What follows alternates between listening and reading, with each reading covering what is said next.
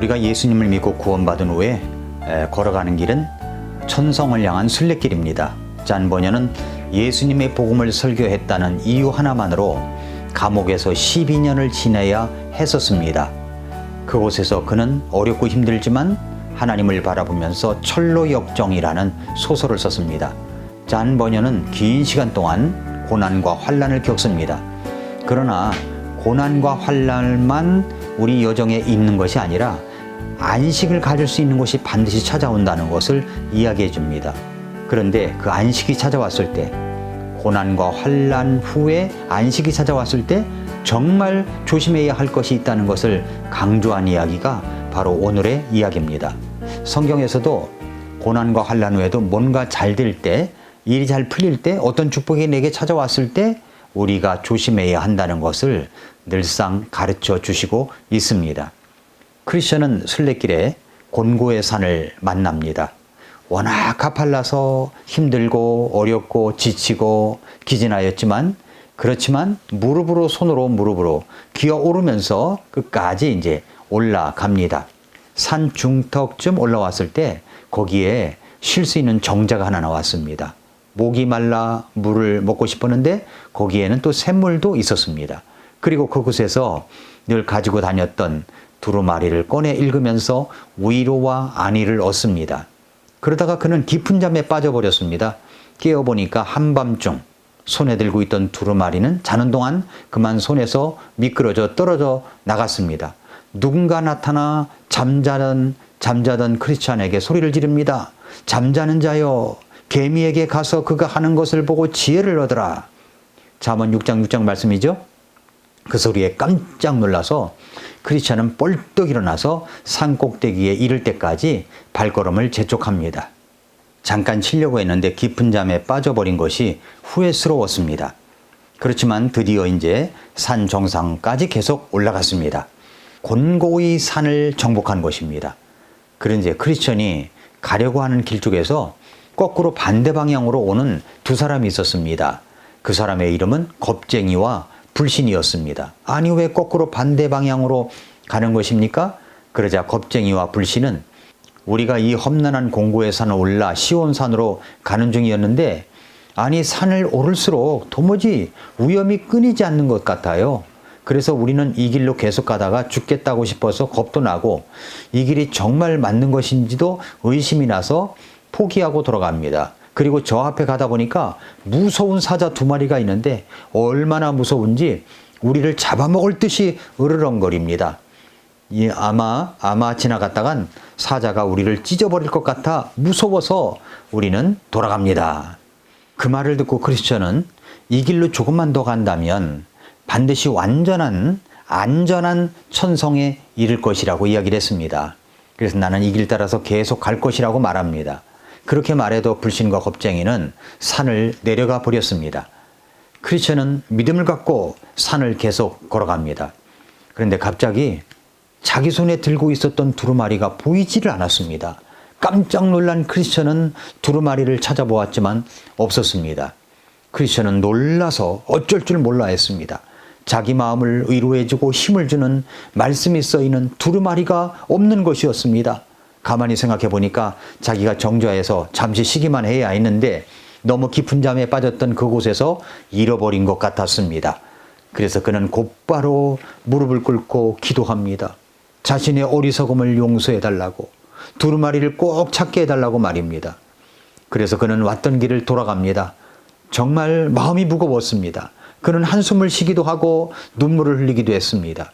하나님께서 공고의 산에서 힘드니까 잠깐 쉬라고 할 때 너무 잠에 빠져버려 늘어지게 자버린 자신의 어리석었던 모습을 후회하면서 이제 여행길에 반드시 필요한 이 두루마리를 찾아갑니다. 찾아 나섭니다.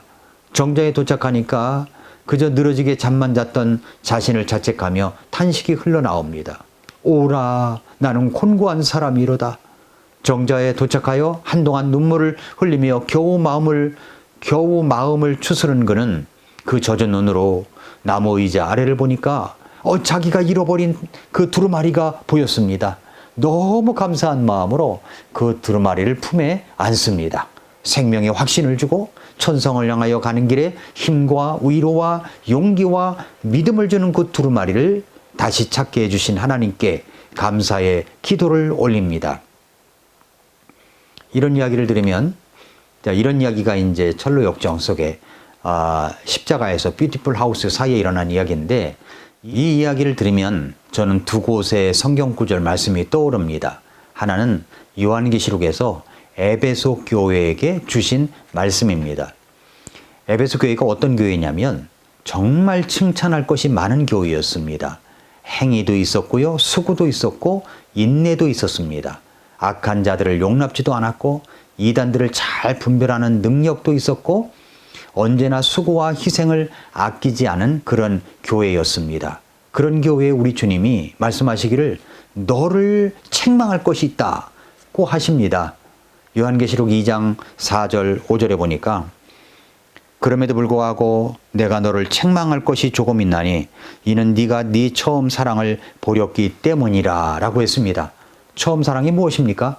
내가 애통하는 마음으로 내 죄를 회개하고 기쁨으로 내 죄를 용서하신 그 예수님을 내 마음속에 영접했을 때 찾아왔던 그 구원, 그 하나님의 사랑, 예수님의 사랑을 경험한 사랑을 말하는 겁니다. 이것이 바로 처음 사랑입니다. 그런데 수고는 하는데 그 처음 사랑, 구원받을 때 그 감사하고 은혜 받았던 그 마음이 사라져버린 것입니다. 그저 행위와 수고만 합니다. 참기도 합니다. 그러나 그것보다 더 중요한 것은 바로 나를 구원하신 그 주 예수님을 향한 사랑입니다. 그 사랑 때문에 행위도 있어야 되고 사랑 때문에 수고도 있어야 하고 그 사랑 때문에 인내도 있어야 하는 것입니다. 그런데 그 처음 사랑이 빠져버렸습니다. 그래서 요한계시록 2장 5절에 보면 또 이렇게 말씀했습니다. 그러므로 네가 어디에서 떨어졌는지 기억하고 회개하며 처음 행위를 하라. 그리하지 아니하고 네가 회개하지 아니하면 내가 속히 네게 가서 네 등잔대를 그것의 자리에서 옮기리라 라고 했습니다. 내 마음에 그 처음 사랑이 사라진 것도 모르고 없어진 것도 모르고 그저 가는 길만 계속 걸어가면서 행위도 있고 수고도 있고 인내도 합니다만 그러나 정말 중요한 것, 제일 중요한 것은 처음 사랑, 주님과의 첫사랑, 구원받을 때 주셨던 그 은혜의 마음, 그 사랑입니다. 이것이 없으면 그저 행위와 수고를 하지만 기쁨은 없을 수가 있습니다. 동기부여가 자신에게만 초점을 맞출 수가 있습니다. 이런 사람은 오래가지를 못합니다. 결국 무너지고 주저앉게 됩니다. 주님은 그것을 아시기 때문에 처음 사랑이 없이는 아무것도 아니기 때문에 어디에서 떨어졌는지 그를 기억해보고 회개하여 처음 행위를 가지라고 하신 것입니다. 크리스천이 두루마리를 다시 찾기 위해 정자로 간 것처럼 어디서 떨어졌는지 내가 어디서 무엇 때문에 이렇게 주님을 향한 사랑을 잃어버렸는지를 기억하고 회개하여 처음 행위를 가져야 하는 것입니다. 이것이 이제 첫 번째 생각난 말씀이고요.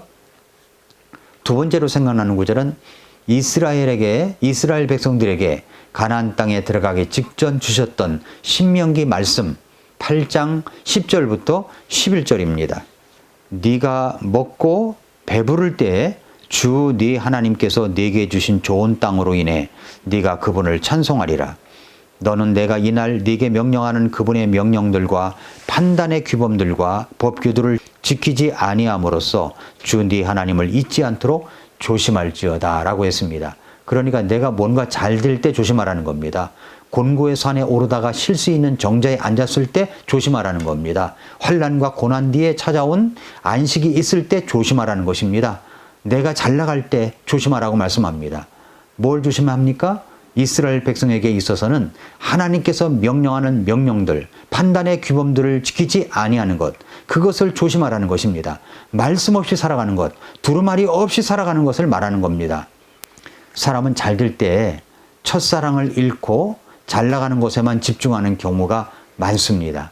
신명기 8장 12절 이하를 보시면 우리 주님은 구체적으로 그것을 말씀하십니다. 네가 먹고 배부르며 또 좋은 집을 짓고 그 안에 거하며 또 네 소떼와 양떼가 번성하고 네 은금이 크게 늘어나며 네가 가진 모든 것이 크게 늘어날 때, 뭔가 잘 될 때 말하는 겁니다.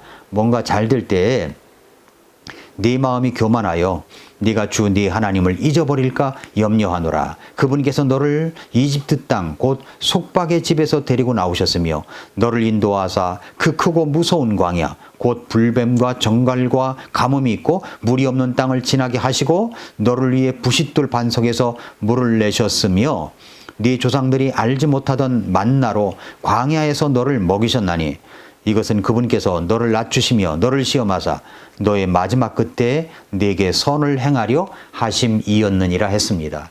곤고의 산에서 환난과 고난의 산을 오르게 하신 것은 나를 낮추시고 시험하셔서 마침내 우리에게 이 선을 행하는 이 놀라운 축복을 주시기 위함이었다는 것입니다.